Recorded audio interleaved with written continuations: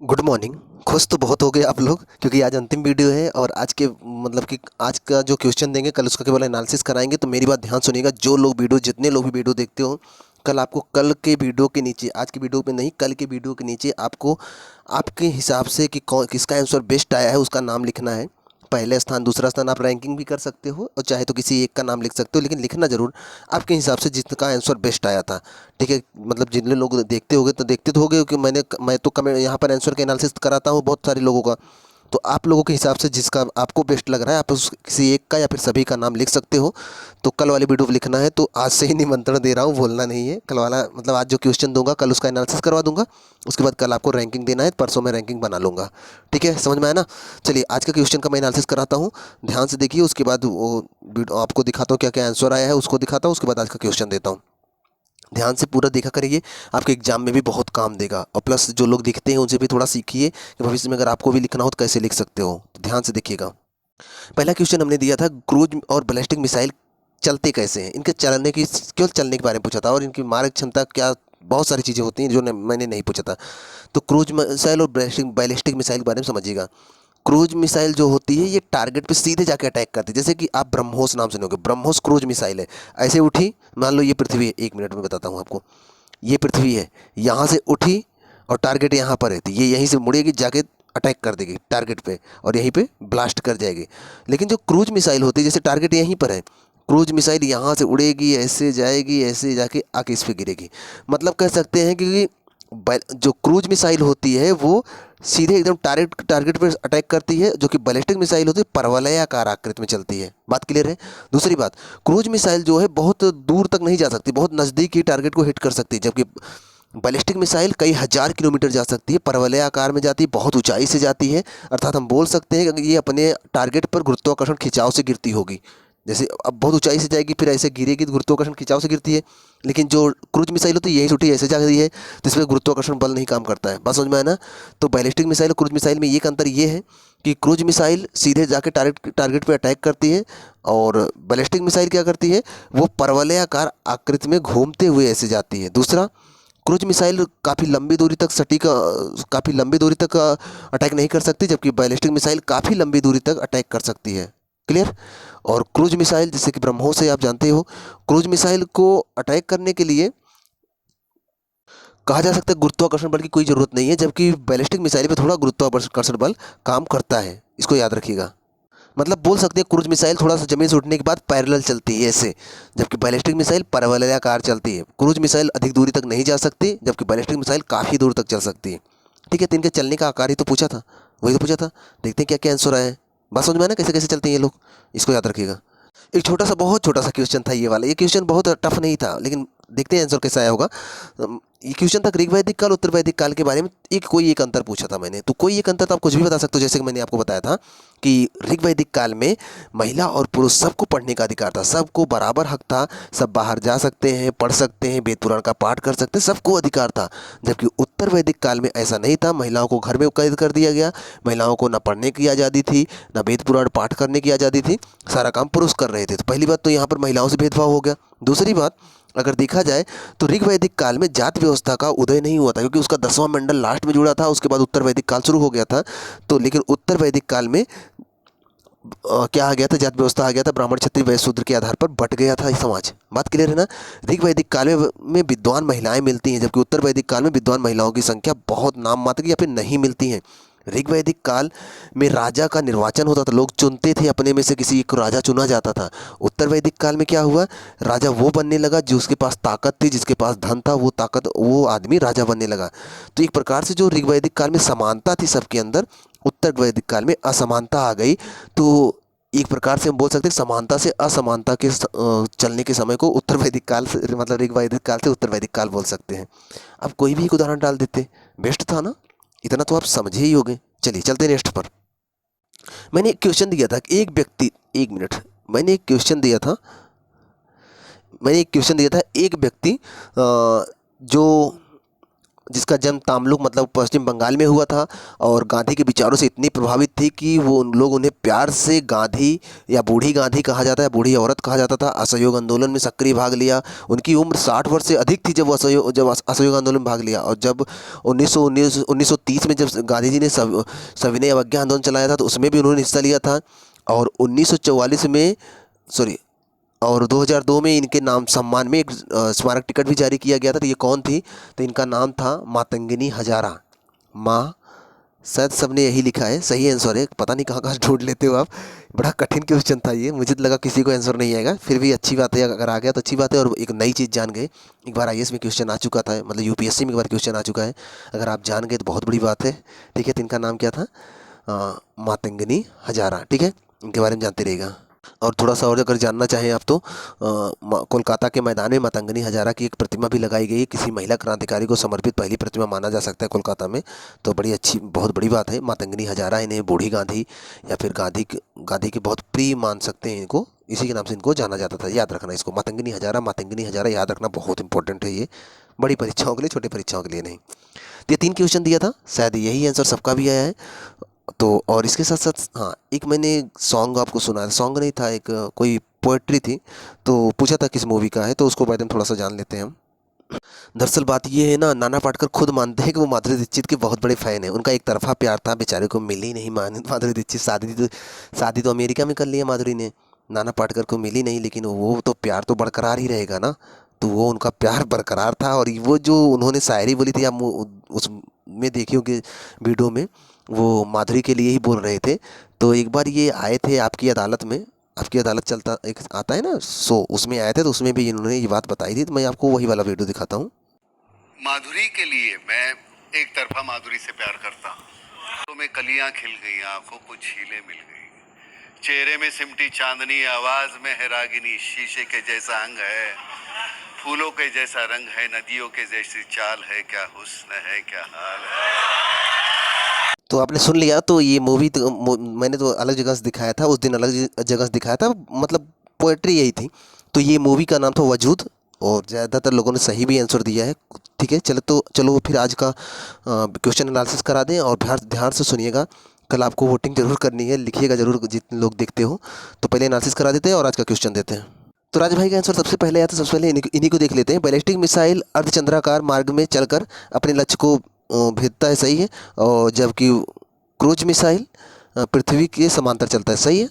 पहला आंसर सही है। अब यही मैंने भी बताया। इसके बाद इन्होंने बहुत सारी बताया। बैलिस्टिक मिसाइल ज़्यादा भारी सामान उठा सकता है, क्रूज मिसाइल ऐसा नहीं कर सकता, ये भी सही। बैलिस्टिक मिसाइल के मारने आकार बड़ा होता है, क्रूज मिसाइल का छोटा होता है, ये भी सही। सारी चीज़ें सही है। दूसरा आंसर दिया, ऋग्वैदिक समाज को जात के आधार पर नहीं बांटा गया था, जबकि उत्तर वैदिक काल को बांटा गया था, सही है। और सबसे ज़्यादा इसमें दयनीय स्थिति किसकी थी? शूद्रों की थी। तो ठीक है, आंसर सही है यही भी। और जब चाहे मार दिया जाता था ऐसा नहीं था, लेकिन हाँ ज़्यादा परेशान किया जाता था, बहुत ज़्यादा परेशान किया जाता था, लेकिन जब चाहे मार दिया जाता था ऐसा नहीं था। हाँ, कुछ कारणों से कुछ आरोप लगाकर मार दिया जाता था। और हाँ, ये जो था मातंगिनी हजारा है, मांगनी नहीं, मातंगिनी हजारा नाम था। और इन्हीं के सम्मान में डाक टिकट भी जारी किए गए। तो तीनों आंसर आपका सही है।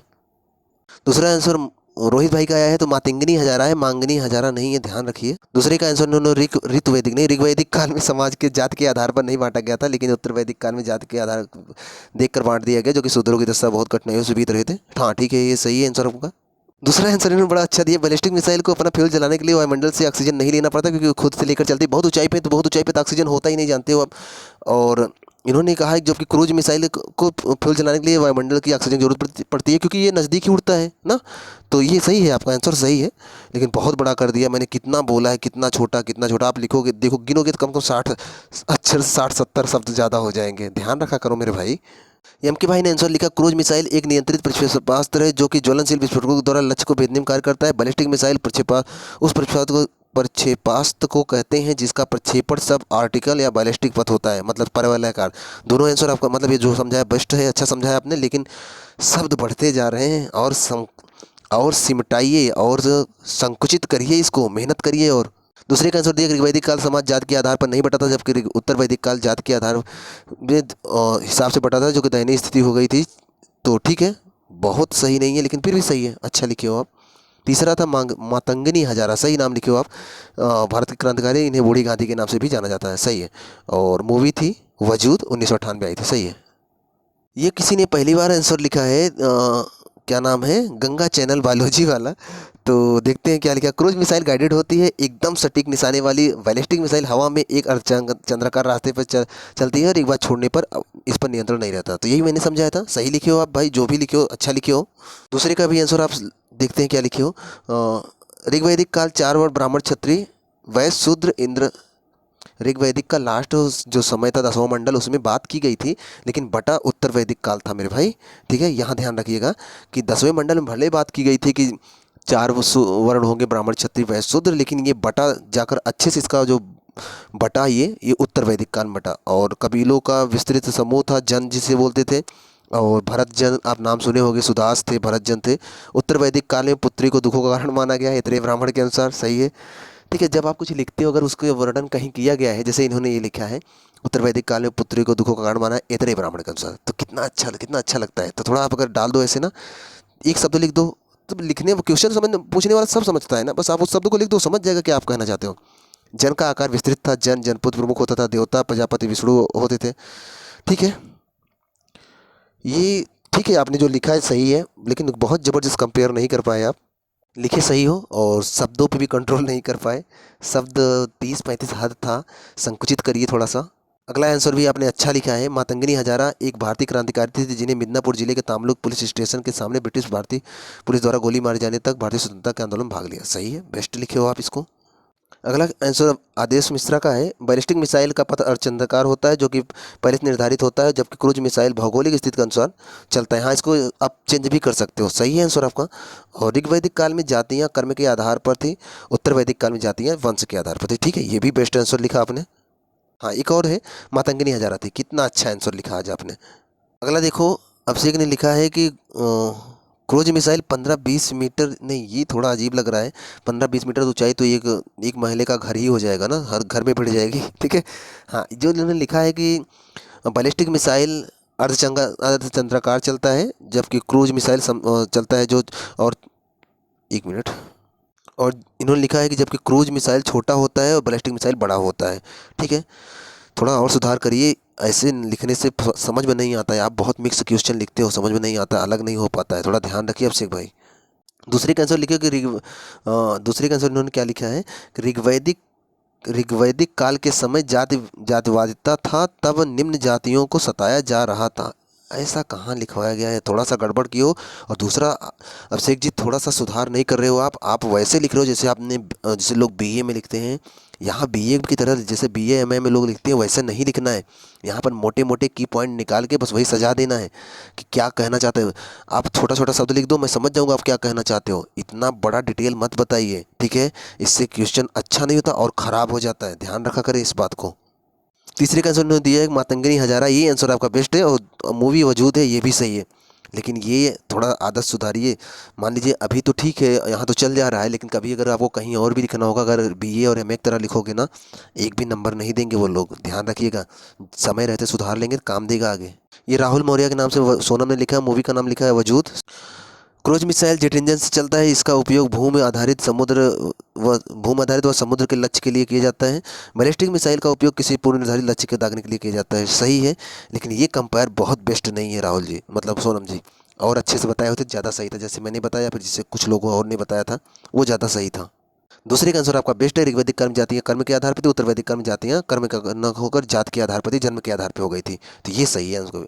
और ये तो कौन थी, वीरांगना मातंगिनी हजारा। सही है आंसर आपका। दूसरा तीसरा बेस्ट है, पहले में थोड़ी कमी है। अगला आंसर रुखसार का है। इन्होंने कहा बैलिस्टिक मिसाइल का आकार बहुत बड़ा होता है, क्रूज मिसाइल का आकार बहुत छोटा होता है। ठीक है, ये कंपेयर सही है। थोड़ा सा और लिख दिए थे ज़्यादा सही था, लेकिन क्या लिखोगे, अक्षर भी 30 से ज़्यादा हो जाएंगे। ठीक है, कोई बात नहीं। दूसरा है कि ऋग्वैदिक काल समाज का स्पष्ट विभाजन वर्ण के आधार पर नहीं हुआ था, लेकिन उत्तर वैदिक काल में व्यवस्था का शिकंजा काफ़ी कड़ा हो गया था। हाँ, ये भी बात सही, बेस्ट है ये जो आप बताना चाहती हो सही है कि उत्तर ऋग्वैदिक काल में वो उतना मतलब अच्छे से नहीं था जितना कि उत्तर वैदिक काल में हो गया था। अगला आंसर है मातंगिनी हजारा को बूढ़ी गादी के नाम जाना जाता है, भारत क्रांतिकारी का। सही है। मूवी का नाम वजूद 1998 में आई थी। सही है। आपने एक ही आंसर कई बार लिख दिया, कैसे लिख दिया यही नहीं समझा, पेस्ट करके लिखा क्या आपने। अगला आंसर देखते हैं विशाल जी का। इन्होंने लिखा है कि बैलिस्टिक मिसाइल का पथ अर्धचंद्राकार होता है, इसका आकार बहुत बड़ा होता है। क्रूज मिसाइल पृथ्वी के समांतर चलकर टारगेट को भेजती है, इसका आकार छोटा। बेस्ट आंसर है, सही लिखा आपने। दूसरे का आंसर दिया कि वैदिक काल महिलाओं की दशा बहुत अच्छी थी, मनुष्य को काम के आधार पर उसे पद मिला था, जाति बंटवारा नहीं हुआ था। उत्तर वैदिक काल महिलाओं की दशा बहुत खराब थी, जाति के आधार बंटवारा हुआ था, जैसे ब्राह्मण क्षत्रिय वैश्य। सही है, आंसर बेस्ट है आपका। अगला आंसर इन्होंने दिया मातंगिनी हजारा, ये भी सही है, वजूद मूवी है, ये भी सही है। अगला आंसर सतीश का है, क्रूज मिसाइल को भौगोलिक स्थिति के अनुसार चलती है, जबकि बैलिस्टिक मिसाइल का आकार पथ अर्धचंद्राकार सब आर्टिकल होता है, जो कि पहले से निर्धारित होता है। सही है, अच्छा लिखे हो आप। थोड़ा सा ये और सुधार देते ज़्यादा सही था। दूसरा काफ़ी शार्ट में समेट लिया आपने, बहुत अच्छा किया। ऋग्वैदिक समाज जात के आधार, वैदिक काल में जात कर्म के आधार पर, और उत्तर वैदिक काल में जन्म के आधार पर थी। इस काल में स्त्रियों की दशा निंदनीय थी। ये देखो कितना अच्छा समेटा आपने।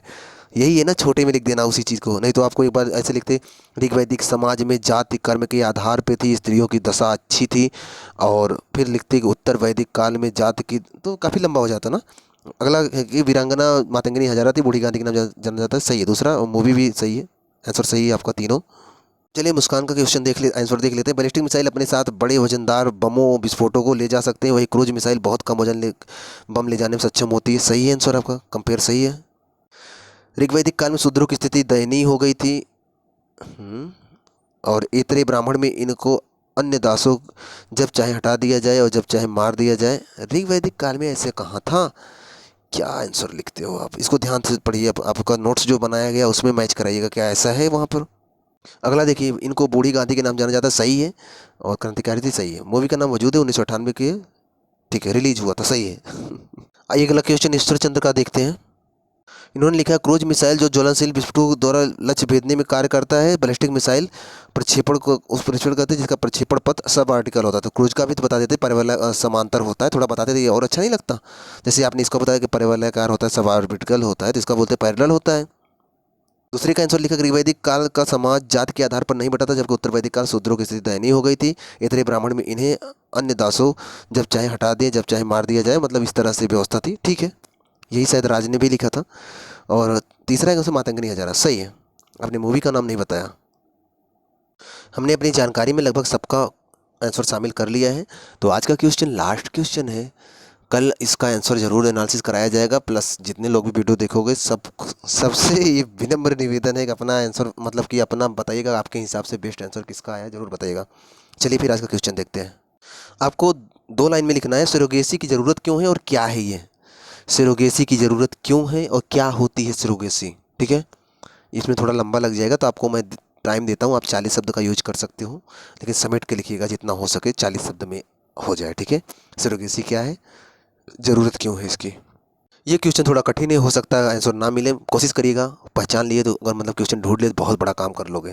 क्वेश्चन है कि भारतीय इतिहास में किस राजवंश की जानकारी 200 ईस्वी से लेकर 1200 ईस्वी के बीच में भी मिलती है। हालांकि बीच में कुछ समय के लिए वो गायब सा हो गया था, लेकिन मिलती है कि 200 ईस्वी से शुरू होती है और 1200 ईस्वी तक वो उस राजवंश के बारे में जानकारी मिलती है।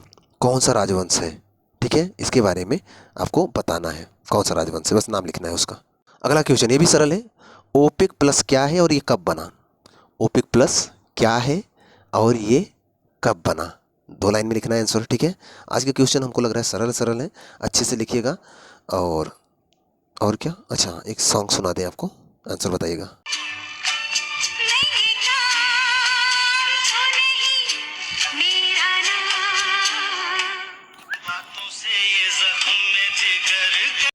तो गाना आपने दिख लिया होगा, आंसर ज़रूर बताइएगा उसका, मतलब किस मूवी का है। और दूसरी बात, जितने लोग वीडियो देखोगे सबको कल के वीडियो पे आपको लिखना है कि किसका आंसर आपको बेस्ट लगा है। बाकी रैंकिंग तो मैं बनाऊंगा ही, लेकिन आप थोड़ा हेल्प कर दोगे ज़्यादा सही रहेगा। लिखिएगा ज़रूर, नाम ही तो लिखना है, लिख दीजिएगा। ठीक है, तो मिलते हैं कल नेक्स्ट वीडियो पे, तब तक आप पढ़ते रहें, मस्त रहें, और चैनल पे अगर पहली बार आए हो ज़रूर सब्सक्राइब कर लीजिएगा। मिलते हैं नेक्स्ट वीडियो में।